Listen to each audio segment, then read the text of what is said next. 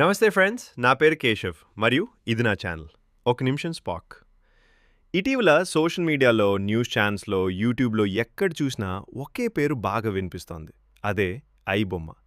కొంతమంది ఐ బొమ్మ లేకున్నా సినిమాలు ఎలా చూస్తాం అంటుంటే, ఇంకొందరు మాత్రం ఇది మూసేయడం బాగా చేశారంటున్నారు.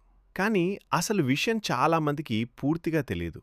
ఈ వీడియోలో నేను చాలా సింపుల్గా, ఈజీగా ఐ బొమ్మ కేసులో అసలు ఏం జరిగింది, ఇమ్మడి రవి ఎవరు, ఇప్పుడు పరిస్థితి ఏంటి, మరియు భవిష్యత్తులో ఐ బొమ్మ తిరిగి స్టార్ట్ అవుతుందా లేదా అన్న ప్రతిదాన్ని క్లియర్గా వివరించబోతున్నాను. ఐ బొమ్మ అనేది ఒక పైరసీ వెబ్సైట్. అంటే సినిమాలను నిర్మాతల అనుమతి లేకుండా చట్టవిరుద్ధంగా అప్లోడ్ చేసే వెబ్సైట్. ప్రత్యేకంగా తెలుగు సినిమాలకు ఈ సైట్ చాలా పాపులర్ అయిపోయింది.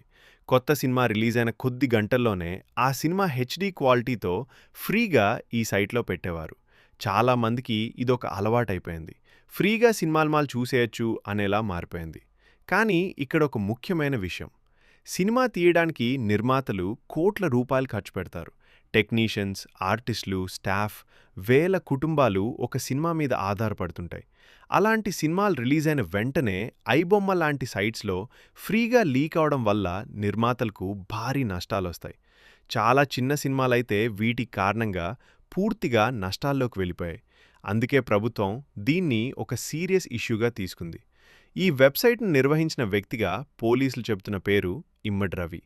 అతను ఒక సాధారణ కుటుంబం నుంచి వచ్చాడు. కానీ టెక్నాలజీ మీద నాలెడ్జ్తో ఐబొమ్మను ఒక పెద్ద వెబ్సైట్గా మార్చాడని పోలీసులు అంటున్నారు.